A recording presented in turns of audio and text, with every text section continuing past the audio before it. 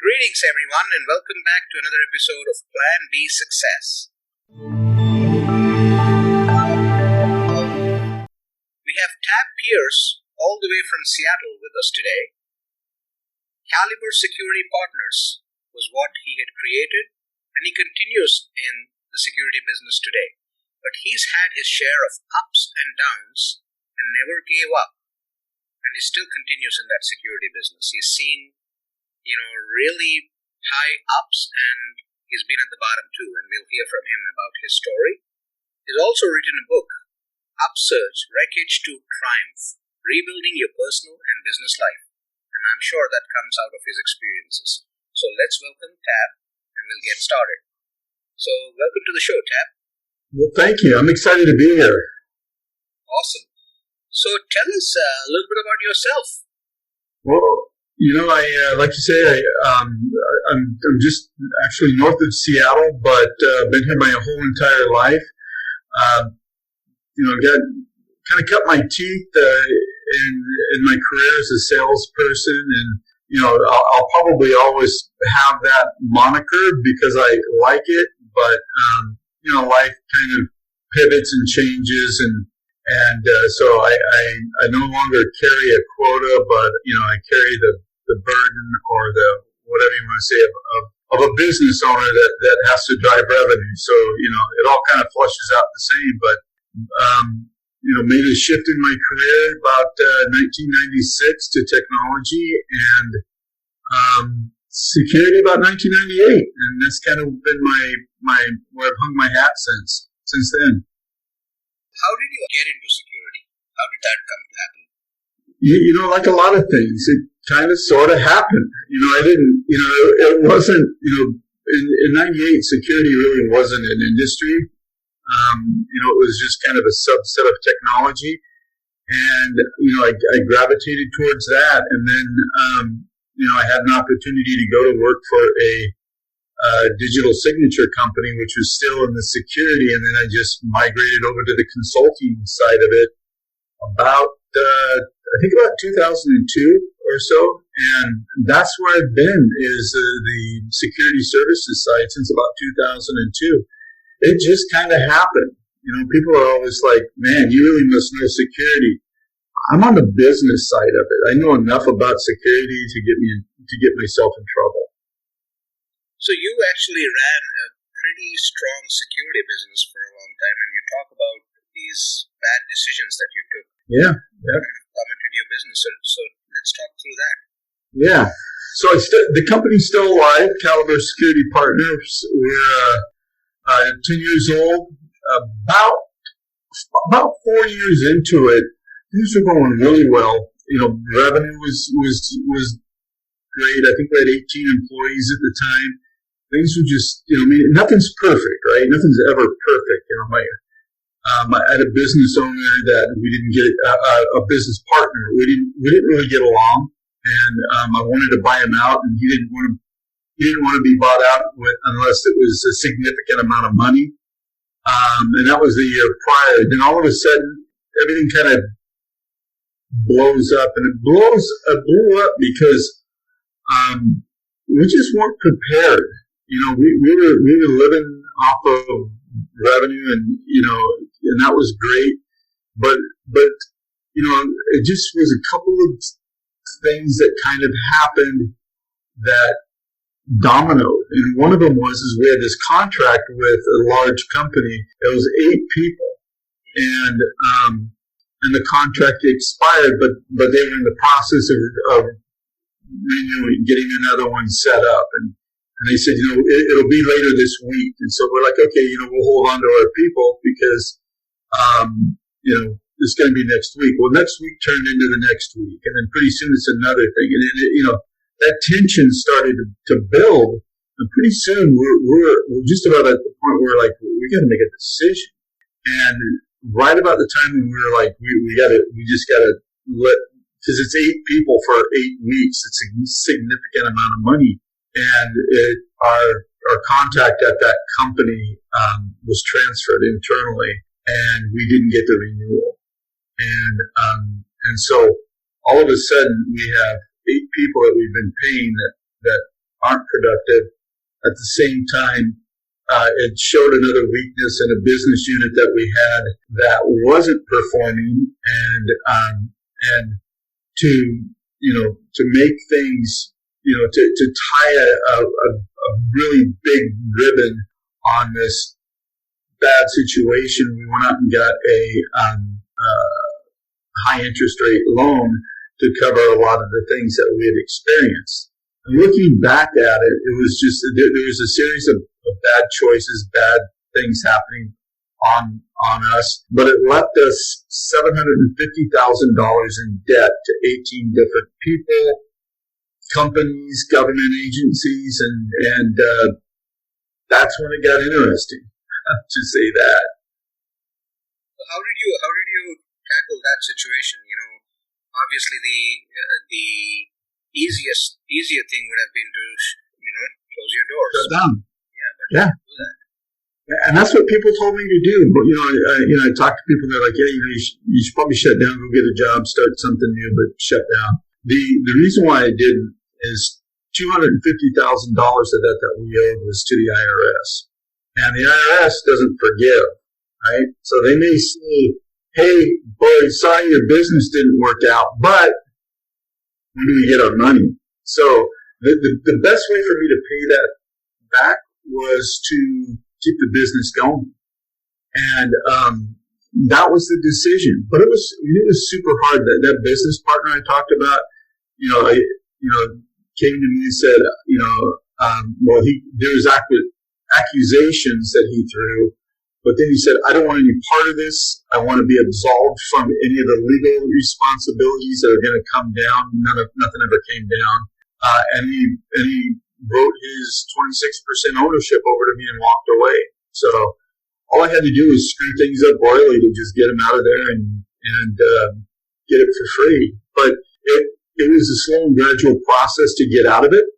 And it included a lot of vulnerability, a lot of feeling like a fake and a fraud, depression, and all of that in the process of coming out of it. So how did you manage through that process? How did you still stuck with the company, you kept it alive, you kept going, and now, you're back on your path of growing it again. So what really transpired? You had all your personal struggles, but the professional struggles were still there. Yeah. And somebody asked me one time, or somebody told me one time after, they're like, man, it seems like you were a warrior. You went into battle every day and just tackled it. And I said, it's funny that you say that, because with that analogy, I felt at the beginning more like a warrior that was forced to go to battle that only had the strength to drag their sword. That was the truth.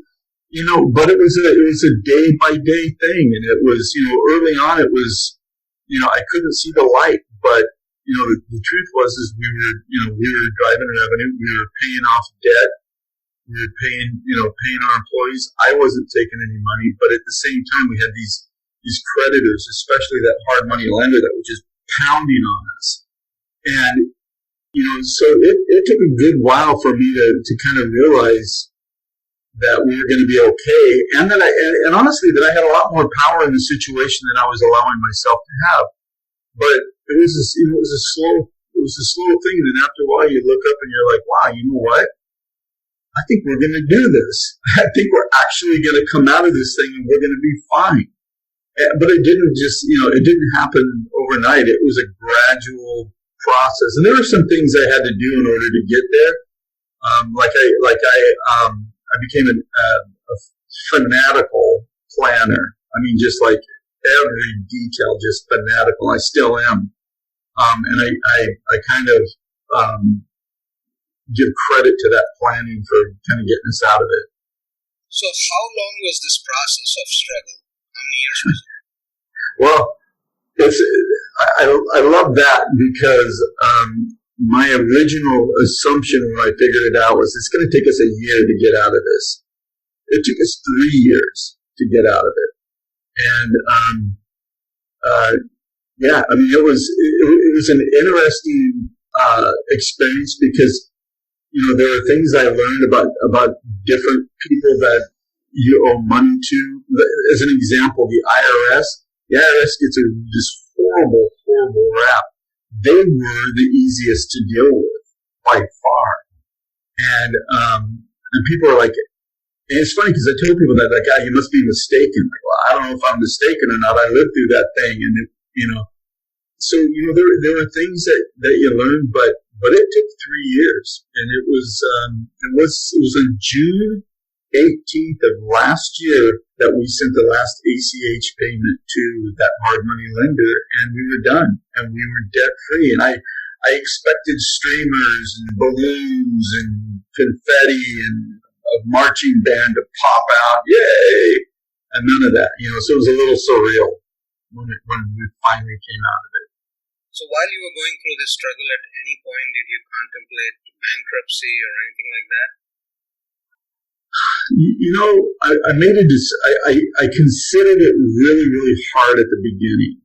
At the beginning, I looked at it and I was like, should I do that? Once I got into it, and once I started, going down a path, I just was committed to the path. I made a commitment that I was going to do it, and the only way I would have filed bankruptcy is if I was just forced. I mean, if I couldn't, if I couldn't get revenue, if I couldn't keep the ball moving forward, and there was a lot of gain. I would not go through. Anybody who says things like, "Oh, if I had to do it over again, I would." No, I wouldn't do it over again. But I am so glad for the experience, because it's changed the person I am and the business owner I am, the leader, everything. What about the team that you mentioned, the team of 18? Did they stick with you, and do you credit them with some of the, kind of helping you move through? Yeah. So we went, we had to let people go, like those 8 people, because we didn't have anything for them. We disbanded the business unit. There was I think 4 people in that unit, and one of them we moved over into our testing group. Another was that business owner who left, and then 2 of the other ones kind of came to me right about that time and said, "Hey, I need to give my resignation because I have this other job opportunity." So it was like, great. I didn't have to go through that with him. But when everything came down to it, there were others that just scattered. And I had one business, one of my business leads that just said, I don't have the stomach to make this work. I don't have the stomach to do it. And so it for a long time became 3 of us.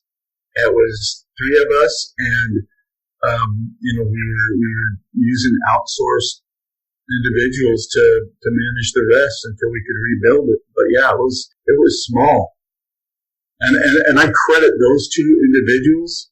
One of them I thought for sure was going to leave. I thought, he's super valuable. I thought, he's gone. And to my surprise, he was one of my biggest supporters early on. Then at the time was my lead accountant, who's now the president of my company, because he basically dragged us out while I went out and searched for revenue. So so definitely credit those 2 individuals tremendously. And then on the personal side, and I'm sure your own personal struggles, and then those dependent on you and all that. How did you survive through that in the 3 years that you were going through this? So I'll say this: the very first chapter of the book, I'd gone to my wife and I said, "Hey, will you write a chapter and just say your experience?" And I read it and I just went, "Oh, wow! I don't even know what to say. I'm sorry," because up to that point in time, we were well outside of it, but up to that point in time, I didn't realize, how much she absorbed what I was going through, but didn't have a place to go to recover herself. So, that was one of the things. But probably the first 2 weeks when this was going through it, when we were going through this, I sit in the lazy boy chair with the TV on. I don't watch TV. And this was usually after work, right? And I would just stare off into space. I didn't talk to my wife. I didn't talk to anybody. And I was just deep in horrible thoughts. It wasn't like, I didn't have one thought that was like, what's it going to feel like when I come out of this thing? It's going to be amazing. Those thoughts never crossed my mind. It was always, the deep, dark despair. And then, there was a long time throughout the process that I would think I'd get better, and then something would come along and it would, chunk away at how I was handling it. So I had to change my mindset about how I dealt and thought about people. Once I did that, that was almost a switch. It was almost like once I did that, my mental health started to just get better. And that was almost like a switch. Depression and despair, those are like whirlpools, right? They just suck you in. And here you are, and here we are talking about your business that's come out of it, and that's on the road to doing well. How was that experience? I always wonder, it's so easy to get sucked in, it's so easy to give up, but you did not. What kept you going? What kept me going was, a combination of, not wanting to have that IRS debt over my head. But then once I was kind of past I have to pay everything back, then it became kind of a personal thing. Like, I want to make this work. I want to see this thing through. And then it became,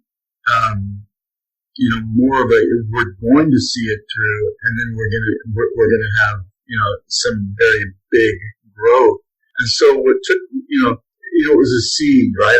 I had to like get that seed planted and nourished in that. And then finally, I started to see the fruits. And once I did that,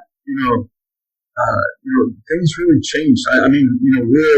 We're 18 months past it, and our revenue is better than it was ever. Profitability is great. We've hired 8 people since the pandemic started, and we're hiring more. So, we're doing just this. We're doing great, but it's because of all of the things that we had experienced that really set us up for the pandemic. And that's weird to say that, but, we had to change a lot in order to survive. How's the company doing now, and what's your vision for its future? We're doing great. Like I said, profitability's up, revenue's up. I have a board over here that I keep track of my our people and what they're doing. And I was telling my president of the company, I said, if we get one more project, we don't have anybody. Right, so we're hiring people, right? So it's good. About 10 days ago, I was coming back on a plane. This is when you said, "Where am I going with it?" And we've got a great management team, great leadership, all of this, so I went to my team and I came back and I said, we need to be 5 times larger than we are right now as soon as possible. And they said, what does as soon as possible mean? I said, it means you need to figure it out. I want the 3 of you to go figure it out. I want the 3 of you to come back and tell me how we're going to become a $10 million company. Because we're about $2 million right now. They came back and it's not going to be that hard. We're going to be able to hit that, I think, within a couple of years. And so that's it. And part of the reason why, is because, I love security and I love what I do, but I don't know that it's, I don't know that it's my passion, which is really kind of an interesting thing to have done something for 20 years and love it, but not know that it's your passion. And I'm working on things now that are my passion. And it's interesting because I can't let go of what I'm doing to follow my passion. Right. So what I'm doing is I'm like going to my team and saying, get us to 10 million, because once we're there, I can fully drift over and do this and have a fully functioning company. It could function right now without me, but not at the level I want it to be able to. So what do you think you have learned from your experience? Well, one of the biggest things is that I'm not my company. That was one of the things I had to learn early on, is that if my company had a bad day or a bad week or a bad year, that I didn't have to have a bad week, month, year, whatever. And that was hard because so much of my personality ebbed and flowed with how this company would go, which it doesn't anymore. The other things I learned, when I had that debt, I wish I would have learned it earlier, but, I felt like I was beholden to people. And what I found out is I actually held all the power. I had all the power because they were relying on me to get them the money that was owed to them.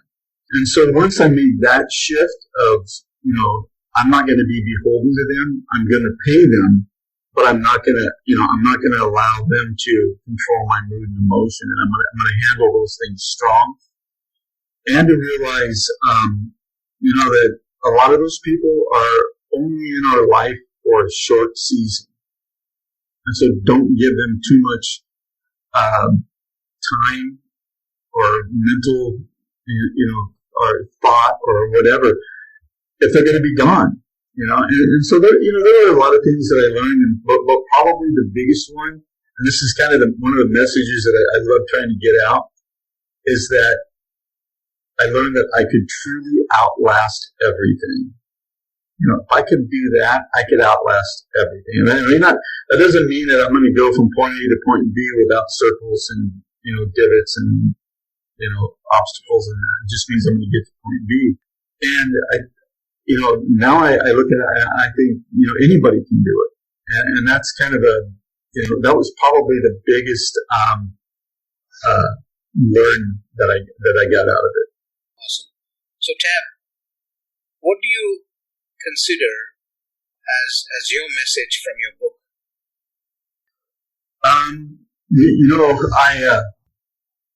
I learned that the way I wrote that book was a little bit different than the way most people do.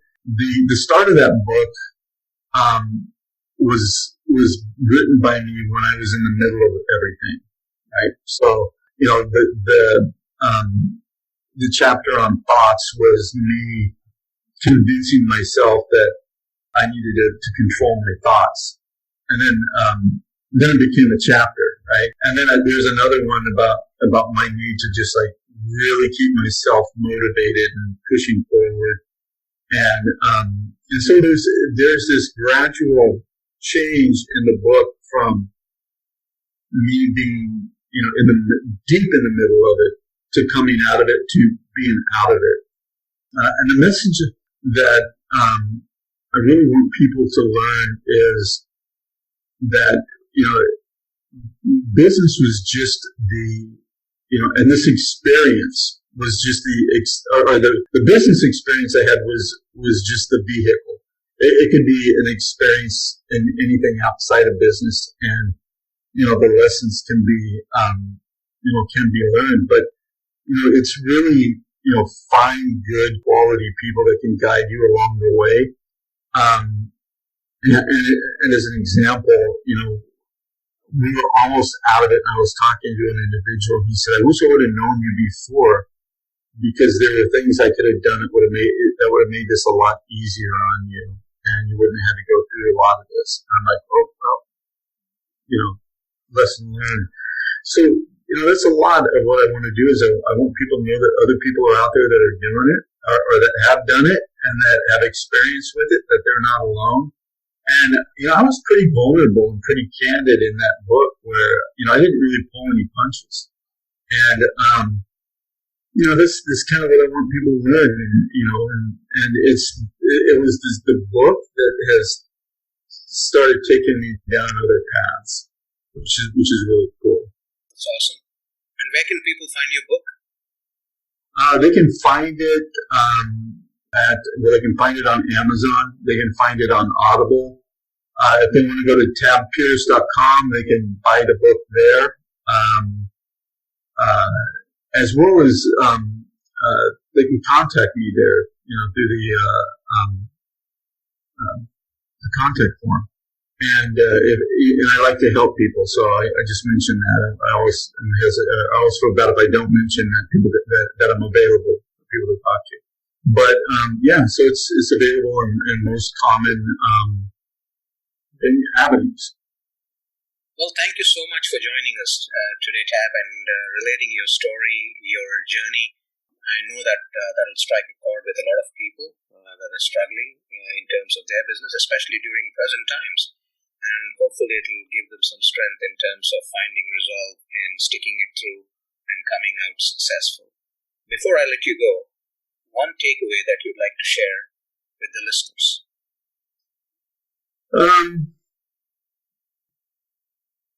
I would go back to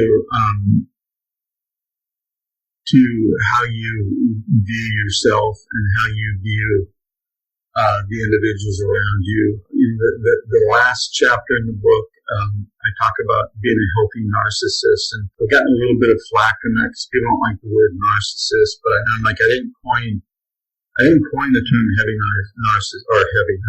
healthy narcissist. But the idea is that you have this just absolute amazing belief in yourself, and just a belief that you can accomplish anything.